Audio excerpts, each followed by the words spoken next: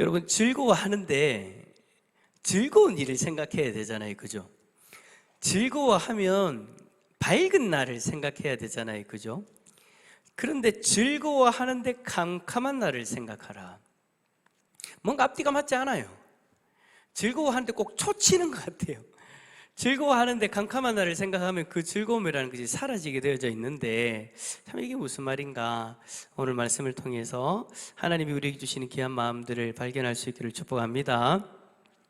우린 전도서를 몇 주 동안 우리가 그렇게 살펴보았는데, 전도서를 통해 우리가 해 아래의 헛된 삶에 대해서 우리가 살펴보면서 이제 실제적으로 우리는 그러면 어떻게 살아야 되는가에 대한 고민을 하게 됩니다. 이 세상이 헛된 것도 알겠고 하나님을 바라봐야 되는 것도 알겠는데, 그래서 어떻게 하지? So what? 하나님 말씀을 들었는데 그래서 어쩌라고? 우리가 삶 가운데 어떻게 실질적으로 이 말씀들을 적용하며 살아가야 될 건가? 도대체 솔로몬은 우리에게 어떠한 삶을 이야기하고 싶은 것일까에 대한 궁금증을 우리는 가지게 된다라는 것이죠. 오늘 말씀은 이러한 고민에 대한 실질적인 적용점을 우리에게 제시해 주신다라고 우리는 볼 수 있습니다. 먼저 여러분 1절부터 4절까지는 앞날의 재앙을 알 수 없는 그 해 아래의 세상에서 우리의 삶을 구체적으로 어떻게 적용할 건가를 한 가지를 권면을 합니다. 자, 1절을 여러분 보시면, 너는 내 떡을 물 위에 던져라, 여러 날 후에 도로 찾으리라 라고 그렇게 말씀을 했어요. 여러분 전도서 11장을 우리가 해석을 하려면 물 위에 던지는 떡, 이 떡이 도대체 뭔가, 이 뭔가가 일단 풀려야 됩니다. 이 떡이 무엇인지가 아주 중요하다고 우리가 이야기할 수 있는데, 이 떡이 무엇으로 해석되냐에 따라서 오늘 본문을 보는 게 완전히 달라져요. 자, 그렇다면 이 중요한 이 떡에 물을 던진다라는 것, 이게 무엇인가? 참 많은 사람들이 이 본문을 보면서 여러 가지 견해들을 내어놓는데, 어떤 사람들은 물 위에 던지는 이 떡을 해 아래 사는 사람들이 해야 할 사업으로 해석을 합니다. 여러분들이 사업을 하시는 분들도 있잖아요, 그죠?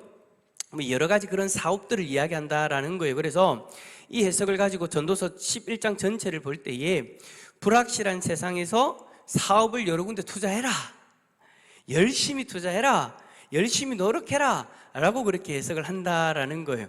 사업하시는 분들이 보면 나에게 좀 도움이 될 말씀 같은데 라고 여러분 생각할 수도 있겠죠. 그렇게 해석을 한다면, 또 어떤 분들은 어떻게 해석을 하느냐, 농업과 관련된, 농사와 관련된 것으로 또 해석을 하는 분들도 있습니다. 왜냐하면 본문에 보니까 그 뭐가 나왔어요. 구름도 나오고 비도 나오고 바람도 나오고 막 그렇게 하니까 이거는 농사할 때 필요한 거다, 그러니까 떡을 던진다라는 것이 농사에 관련된 일인갑다 라고 그렇게 해석을 하기도 해요. 그런데 마지막으로 이 떡을 던진다라는 것을 어떻게 해석하느냐, 구제와 관련된 선한 일로 해석하는 사람들도 있습니다. 자, 저는 1번과 2번과 3번 중에 과연 몇 번의 관점을 가질까요? 이거는 뭐 1번이라 해도 되고 2번이라도 해도 3번이라도 되지만, 제가 성경을 보는 관점은 세 번째입니다. 구제와 관련되어진 그 선한 일로 해석하는 것이 옳다라고 저는 그렇게 생각되어집니다. 왜냐? 전도서 11장 앞부분의 내용을 우리가 고려해 보면 해 아래의 인생의 절대 허무에 대해서 문제를 제기를 하거든요. 그런데 이것을 하나님과의 관계 회복을 통한 허무를 극복할 것을 강조하고 있어요. 자, 하나님과의 관계 회복을 통한 허무의 극복을 강조하다가 갑자기 사업은 이렇게 해라 라고 여러분 이야기하는 게 매끄러워요, 안 매끄러워요? 하나님과의 관계 회복을 통해서 막 이야기를 하다가 갑자기 농업으로 들어와 버리면 이게 말이 돼요, 안 돼요? 이상하죠?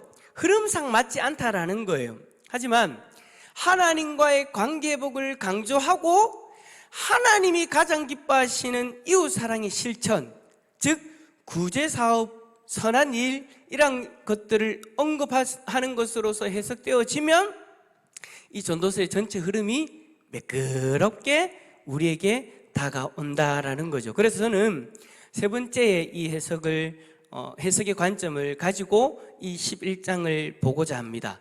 자, 이 떡을 던진다라는 것은 어떤 거라고요? 구제와 관련되어진 선한 사업, 그러니까 하나님이 기뻐하시는 구제와 관련되어진 일이다라는 것을 우리가 원칙을 정하고 오늘 이제 본문을 보는 거예요. 자, 그렇게 정하고 본문을 보면 1절부터 4절까지는 구제 일을 추구할 것을 권면하는 거고, 5절부터 6절까지는 이 구제 사업을 어떤 마음으로 어떤 모습을 해야 되는가를 그렇게 강조하고 있는 거고, 또 7절부터 10절까지는 우리가 구제 사업을 할 때 무엇을 생각하면서 그리고 어떠한 모습으로 감당해야 될 건가를 이야기하고 있다라고 볼 수 있어요. 자, 먼저 1절부터 4절까지의 내용에서 1절에 딱 보니까 너는 내 떡을 물 위에 던져라. 던지면 어떻게 된다고 얘기해요? 여러 날 후에 도로 찾는다라고 그렇게 이야기를 해요. 자, 그럼 구제와 관련돼서 이야기를 하면 이런 거죠. 우리가 이 땅에서 누군가를 도와요. 누군가의 필요를 알고 그 필요를 채워주기 위해서 나의 떡을 던진다. 곧 내가 가지고 있는 것을 그들에게 준다, 베푼다 라는 것을 이야기하는 거니까, 나의 물질, 내가 가지고 있는 것을 드리면 그것은 반드시 우리에게 어떻게 되어진다고요? 돌아온다라는 거예요. 여러분들이 구제한다고 누군가를 돕고 누군가를 섬기면 그것이 여러분 그냥 땅에 떨어지는 것이 아니라는 거예요. 여러분들이 그것을 던졌을 때, 누군가에게 섬겼을 때 그것이 그냥 증발해버리는 것이 아니더라는 거예요. 반드시 돌아온다. 왜 돌아오느냐? 하나님이 기억하시니까. 여러분들의 그 섬김을 받은 사람이 그것을 돌려주지 못할 수도 있어요.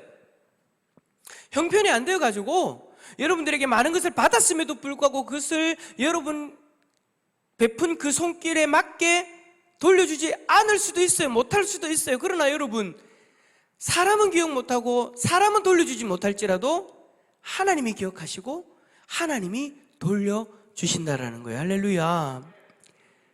그래서 여러분, 우리는 구제를 할 때 이 사람이 어떻게 갚을 것인가를 바라보는 것이 아니라 누군가를 도와줄 때에 하나님이 이것을 기억하시고 어떻게 나에게 돌려주실까를 기대해도 됩니다. 사랑하는 성도 여러분, 구제라는 것은요, 이 원칙 속에서 해야 우리가 시험에 안 들어요. 우리가 구제를 하면서 참 머뭇거리는 이유가 뭐예요? 내가 이것을 줬을 때, 내가 섬겼을 때 이 사람이 과연 나에게 갚을 수 있을까?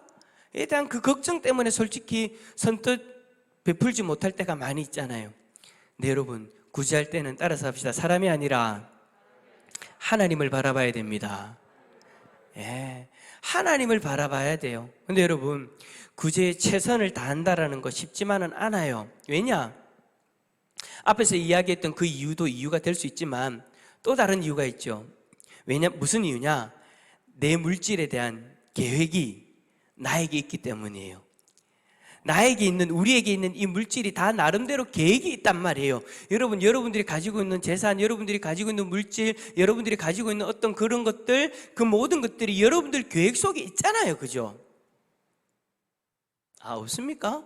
그럼 들어오면 들어오는 거고 나가면 나가는 겁니까? 아니잖아요, 여러분. 아, 내가 이것이 들어오면 나중에 집도 사야지. 모아서 집도 사고, 또 모아서 차도 바꾸고, 또 모아서 아이들, 자녀들 공부하는 거, 앞으로 인생을 어떻게 살아갈 때 이 부분이 필요할 거야. 뭐 준비하는 그런 악기들을 준비해야 되는 그런 계획들을 다 가지고 있단 말이에요. 옷도 사야 되겠고, 또 이제 코로나 딱 끝나면 뭐 할 거예요? 예? 코로나 끝나면 뭐 할 거예요? 주를 위해서. 많은 사람들이 뭐 하느냐? 지금 난리가 났대요. 내년에 싱가포르는 이미 매진 다 됐대요. 해외여행 가려고 계획을 딱 세우고 있단 말이에요. 2년 동안 해외여행 못 갔는데, 가봤자 이제 제주도밖에 못 갔는데, 이제 돈을 쫙 모아가지고 내년에 해외여행 한번 가보자. 제가 들었는데 뭐 싱가포르는 이미 뭐 꽉 찼대요. 싱가포르 저는 한 번도 안 가봐서 모르겠죠. 뭐 좋다고 그래 가는지 모르겠지만 어쨌든 꽉 찼대요. 이미 믿는 사람이든 안 믿는 사람이든 다 이미 계획을 다 세워놨어요. 이제 위드 코로나 되어져서 이제 11월 달 되어지면 조금씩 나아지면 내년에 되면 분명히 이제 원래대로 우리의 삶으로 돌아갈 수 있을 거야. 일상으로 돌아갈 수 있을 거야. 그러니까 이제 나름대로 계획을 딱 세워뒀는데, 이 성경을 보니까 이걸 다 무시하고 구제하는데 최선을 다해라. 나는 계획을 다 세워뒀는데 하나님 말씀 보니까, 오늘 말씀을 보니까 구제해라.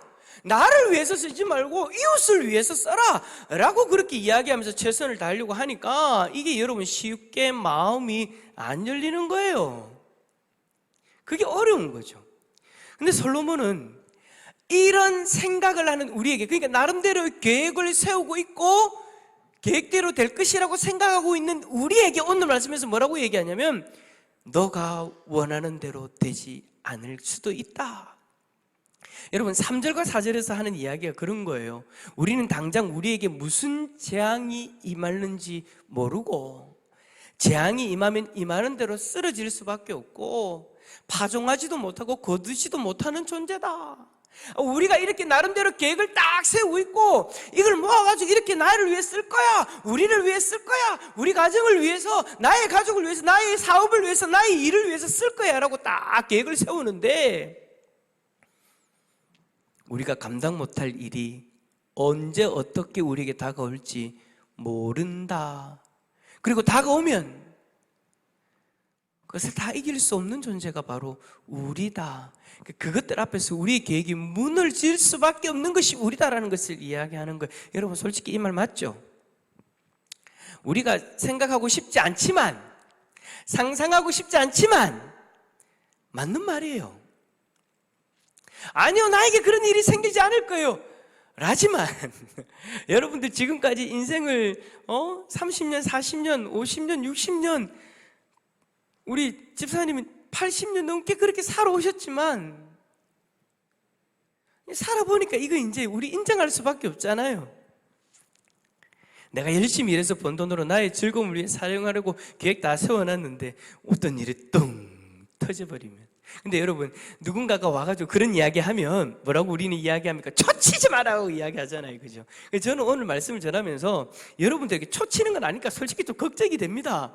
여러분들이 나름대로 계획을 세우고 있는데 그런 일 생길 수도 있어요 라고 이야기하면, 목사님요 좀 좋은 이야기만 하이소, 와 초치는겨 라고 이야기할 수도 있어요. 그 말도 맞아요. 초치는 거 어찌 보면 초치는 것일 수도 있어요. 근데 참 우리의 인생을 보니까, 생각해 보니까 오늘 솔로몬이 이야기하는 것을 인정할 수밖에 없더라는 거예요. 2절 후반부부터 4절까지 다 그런 내용이에요. 근데 여러분 그게 다가 아니죠. 5절에도 보십시오. 5절 말씀 한번 읽어볼까요? 5절 말씀 바람의 길이 시작.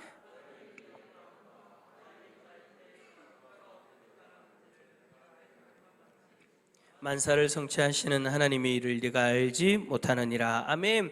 자, 여러분 바람이라는 게 뭡니까? 우리가 매일마다 경험하는 거잖아요. 제가 요즘에는요 이제 운동을 워낙 안 해가지고 이제 운동 좀 해야 되겠다 싶어가지고 점심을 좀 이제 먹고 나서 시간을 좀 내가지고 이제 강변을 살짝 좀 한 30분 정도 걸어요. 어머 목사님 일 안 하고 강변 걸어요? 점심시간에 걸어요. 점심 먹고 빨리 먹고 이제 강변 한 바퀴 한 30분 정도 걸어요. 그러면 여러분 바람이 매일마다 불어요. 강변 바람이요 시원하고 좋아요. 여러분 나중에 시간 되시면 내일 토요일하고 주일이잖아요, 그죠? 주일날 이제 우리 예배 드리고 점심 때 시간 이제 여러분 식사하시고 교회 오시면 시간 좀 남을 때 강변 한번 걸어보세요.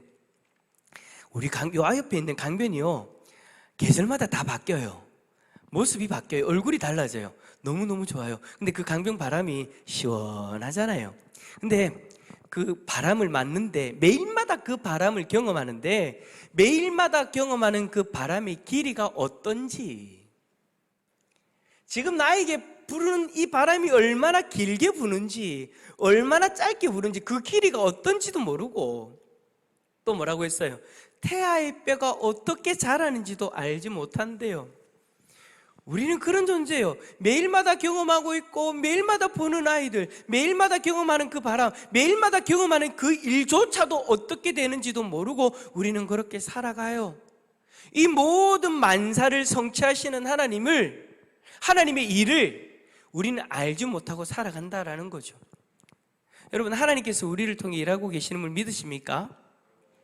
하나님이 오늘도 우리를 인도해 주셨고 내일도 하나님의 뜻 가운데 우리를 이끌어 주실 줄 믿으십니까?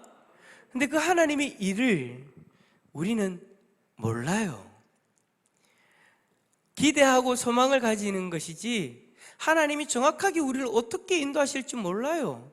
어느 시점에 우리를 연단하시기 위해서 고난을 주실지, 어느 시점에 우리를 시험하실지, 어느 시점에 우리에게 좋은 일이 생겨날지 우리는 잘 몰라요. 단지 하나님이, 선하신 하나님이, 목자 되시는 하나님이 나를 이끌어 주신다. 그래서 하나님은 항상 나를 선한 길로 인도해 주신다라는 믿음을 가지고, 신뢰를 가지고 소망을 품고 하나님을 따라갈 뿐이죠. 그러나 그 정확한 하나님의 뜻을 알지는 못하죠. 우리는 안다면 언제 아느냐? 다 지나고 난 뒤에. 지금도 그렇잖아요. 10년 전에 이 20년 전에 이 일, 하나님께서 왜 나에게 이런 일들을 허락하셨나? 지금 보면 완벽하게는 그 이유를 알지 못하지만, 완벽한 건 나중에 이제 인생의 마무리쯤 할 때에, 아니면 그때도 모를 수도 있어요. 또 다른 우리의 자녀들을 통해서 그 뜻이 완성되어지는 것을 우리가 알게 되겠지만, 내가 이 땅을 떠나고 나면 우리가 이루어지는 그 일들에 대해서는 여전히 모르잖아요. 그죠? 우리는 지나가고 나면 조금씩 알아가는, 하나님의 일을 알아가는 그런 존재인 거죠. 제가 지금의 와이프를 만난 것도 여러분, 왜 만났는지 아직도 100% 몰라요. 지금도 여전히 퀘스천 마크가 붙어 있어요. 여러분, 부정적으로 생각하지 마십시오. 긍정적인 의미입니다. 날마다 하나님의 뜻을 새롭게 발견해 가면서 살아가요. 저는 참 그게 신기해요. 저희 집사람이 그러더라고요. 우리 이제 만난 지, 이제 사귄 지 20년 됐다고. 결혼한 지가 이제 18년 정도 된, 그 연애를 한 2년 정도 했죠, 우리가. 다행입니다. 연애를 2년 정도 했는데, 연애한 것까지 치면 이제 20년 정도가 됐다. 그런데도 여러분, 20년 동안 그렇게 만나고 교제하고 같이 살고 있어도 날마다 새로워요. 새로워요. 하나님께서 왜 이 사람을 나의 아내로 맞이하게 하셨는가? 왜 이렇게 평생을 함께하는 동반자로 하나님이 허락하셨는가? 지금도 알아가고 있는 중이에요. 평생을 같이 살아도 하나님의 뜻을 완벽하게 발견하지 못했어요. 여러분, 자녀들을 왜 여러분에게 허락하셨을까요? 하나님이 왜 나에게, 지금의 자녀를 나에게 허락하신 걸까요? 그것도 여러분 아이고 다 모르겠죠. 그래서 어떨 땐 답답하죠. 근데 여러분, 다 하나님 뜻이 있어요. 근데 그 하나님의 뜻, 우리가 이 세상을 떠날 때쯤 되면 어느 정도 한 70%, 80% 정도 보게 될 거예요. 완벽하게는 알지 못할 거예요. 여러분, 우리는 그런 존재예요. 나에게 가장 가까이 있는 존재조차도 그 존재를 나에게 허락하신 그 이유를, 하나님의 뜻을, 하나님의 일을 우리는 100% 알지 못하는 그런 존재예요. 그런 연약한 존재란 말이에요. 그런데 그러한 존재가 내 계획대로 하겠다, 내 뜻대로 내 물질을 쓰겠다, 나를 위해 즐기겠다라고 말하는 것이 참 하나님 보시기에는 어리석은 모습이다라는 것이죠. 우리는 우리의 즐거움을 계획하기보다 지혜로운 사람은 이 모든 만사를 운행하시는 하나님을 기쁘시게 하는 삶을 계획하고 실행해야 된다라는 거예요. 여러분, 그게 인생을 살아가는 이의 지혜입니다. 한 치 앞도 모르는 우리의 계획을 위해서, 우리의 즐거움을 위해서 내가 가지고 있는 것을 계획하고 살아가는 것이 아니라, 사용하기 위해 살아가는 것이 아니라, 이 모든 만물을 계획하시고 운행하시는 그 하나님을 기쁘시게 하기 위해서 살아간다면 하나님이 보장하는 인생이 되어지는 거잖아요. 저는 여러분, 이 지혜가 우리들의 삶 가운데 가득했으면 좋겠습니다. 그런데 우리는 여러분, 하나님을 기쁘시게 하는 삶, 살고 싶어 하죠. 당연한 거 아닙니까? 아이고, 목사님도 당연한 이야기 하네요 라고 싶을 거예요. 근데 여러분, 솔직히 우리의 모습을 돌아볼 때 저는 참 그런 이야기 참 많이 들었어요. 하나님을 기쁘시게 하는 삶을 살고 싶은데 어느 정도만 그렇게 하고 싶은 거예요. 요 정도만 요 정도만 하나님 기쁘시게 하는 삶을 살고요, 요 정도는 하나님 그냥 나를 위해 살면 안 될까요? 라고 하는 그런 생각들이 무언중에 우리 가운데 딱 스며들고 있더라고요. 스스로 계산을 하는 거예요. 하나님, 이 정도면 안 될까요? 하나님, 이 정도만 이렇게 하면 안 될까요? 근데 이걸 딱 넘어가면, 아이고, 하나님, 이 정도 더 이상은 좀 힘들 것 같아요. 뭐 그냥 한 예로서 예를 든다면, 이야기를 한다면, 이제 주일날 우리가 예배를 드리잖아요. 그리고 이제 뭐 금요일도 여러분 오셨죠? 근데 이제 스스로는 생각하는 거예요. 이제 앞에서 이제 뭐 제가 이제 여러분 새벽 기도도 나오시고 수요일도 나오셔야 여러분 은혜를 받습니다 라고 얘기를 하면, 목사님요, 주일하고 금요일도 힘들어요. 요 정도만 하면 안 되겠습니까? 라고 이야기하는 것과 똑같다라는 거예요. 내가 하나님을 위해서, 하나님이 기뻐하는 일을 위해서 내가 살고 싶은데, 하나님 요 정도만, 내가 스스로 계산해서 선을 딱 그어버리는 거예요. 근데 여러분 6절 말씀에 뭐라고 얘기합니까? 6절 말씀에 아침에 씨를 뿌리고 저녁에도 손을 놓지 말라. 이것이 잘 될는지 저것이 잘 될는지 혹 둘이 잘 될는지 알지 못함이니라. 여러분 이 말이 무슨 말이냐면, 내가 계산해서 요 정도만 하면 될 거야. 내가 계산해서 하나님 요 정도만 하면 되지 않겠습니까? 할 수 없다라는 거예요. 왜? 아침에 한 것이 잘 될 수도 있고 저녁에도 한 것이 잘 될 수도 있다. 그러면 이것이 잘 되면 이것이 안 될 수도 있고, 이 둘이 잘 될 수도 있고 이 둘이 안 될 수도 있다. 우리가 생각하는, 계산하는 것만큼 되지 않을 수 있다는 거예요. 그래서 뭐라고 얘기하는 거냐면, 주어진 시간에 최선을 다해라. 즉 하나님을 기쁘시게 하기 위해서 내가 기준을 정하고 내가 이 정도면 된다라고 이야기하지 말라는 거예요. 그것으로 하나님이 기뻐하지 않을 수도 있다라는 거예요. 그러니까 아침에 하든 저녁에든 내가 다 하겠다, 무슨 말이에요? 나에게 주어진 그 모든 시간을 하나님이 기뻐하시는 그 일들을 위해서 다 드리겠다라는 거예요. 그렇게 해야 된다라는 거예요. 사랑하는 성도 여러분, 좀 그렇게 살았으면 좋겠어요. 여러분이 생각한 거 하나님 이 정도면 되겠지요? 아닐 수도 있어요. 하나님 이 정도로 드리면 하나님 기뻐하지 않을까요? 아닐 수도 있어요. 이것이 하나님 기뻐하시는 일일 수도 있고 저것은 아닐 수도 있어요. 저것이 하나님이 기뻐하시는 일일 수도 있고 이것은 아닐 수도 있어요. 아니, 하나님은 이것들을 다 원하실 수도 있어요. 그러니까 우리는 어떻게 되느냐 따라서 합시다. 최선을 다해야 된다.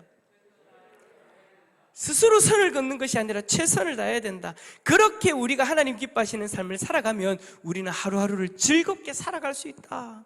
7절에 보니까 빛은 실로 아름다운 것이라 눈으로 해를 보는 것이 즐거운 일이로다. 해 아래의 모든 것들이 허무하다라고 이야기했는데 솔로몬이 뭐라고 했냐? 눈으로 해를 보는 것이 즐겁다. 무슨 말입니까? 험한 인생을 비추는 그 해를 보는데 즐거워질 수 있다는 거예요. 왜요? 그 험한 인생을 비추는 존재가 누구이기 때문에? 하나님이다라는 거예요.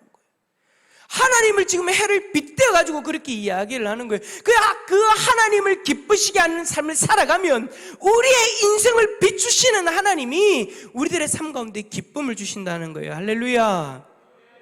어떤 이들은 이렇게 얘기해요. 에이, 우리는 하나님하고 상관없는 삶을 살아도요 즐거운데요? 하나님이 기뻐하시는 구제하는 일 안 해도 즐거운데요? 나를 위해 살아도 즐거운데요? 여러분, 맞아요. 여러분, 그렇게도 즐거워요. 그죠?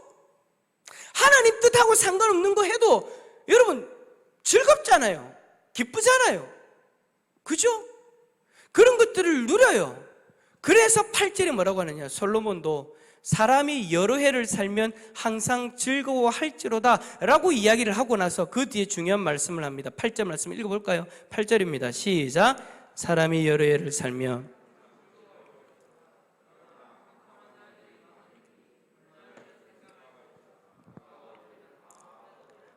야, 해 아래 즐거운 거 맞아요.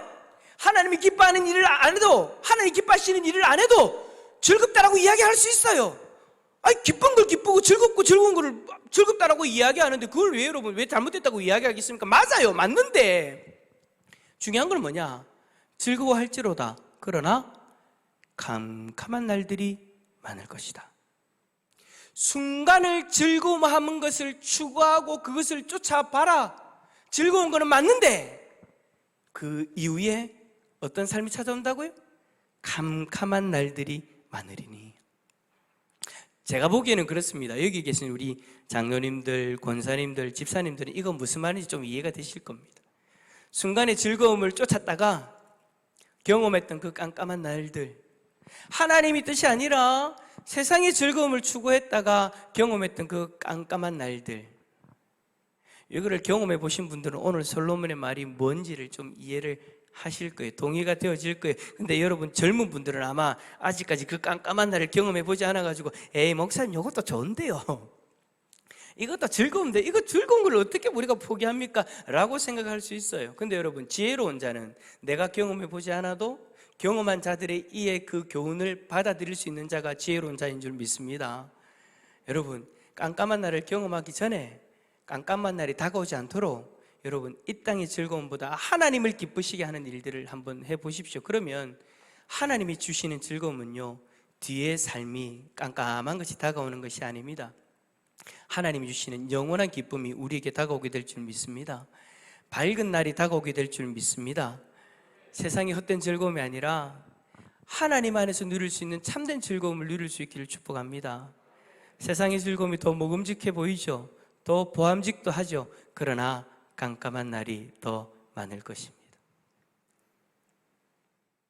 오늘 여러분들이 이 말씀을 통해서 어차피 다 아는 말씀이잖아요. 그런데 여러분 결단했으면 좋겠어요. 여러분, 사랑하라는 말도 다 아는 말씀이잖아요. 그런데 왜 우리가 사랑이 안 됩니까? 그러니까 하나님이 자꾸 우리에게 사랑하라고 말씀을 주시는 것처럼 오늘도 말씀도 다 그래, 우리는 아는 거예요. 하나님 뜻대로 살고 하나님이 기뻐하시는 삶을 살아가면 하나님께서 우리에게 즐거움을 주세요. 근데 문제는 뭐냐? 우리가 그 즐거움보다 세상의 눈에 보이는 그 즐거움들을 계속해서 자꾸 양다리를 거쳐가지고 이걸 자꾸 끄집어 뚫고 있으니까 하나님이 우리에게 자꾸 오늘 이 말씀을 주시는 것이지 않겠습니까? 사랑하는 성도 여러분, 세상의 즐거움이 아니라 하나님 안에서 참된 즐거움을 누릴 수 있기를 축복합니다. 축복합니다. 한번 옆에 있는 분에게 그렇게 고백합시다. 하나님 안에서 즐거움을 누립시다. 할렐루야. 그러려면 어떻게 살아야 된다고요? 하나님이 기뻐하시는 삶. 그 하나님이 기뻐하시는 삶을 뭐라고요? 구제하는 거예요. 이웃 사랑하는 거예요. 계명이 두 가지를 했잖아요. 예수님이 하나님을 사랑하고 이웃을 사랑하라. 하나님이 기뻐하시는 삶을 살아서 하나님 안에서 참된 즐거움을 누릴 수 있기를 축복합니다.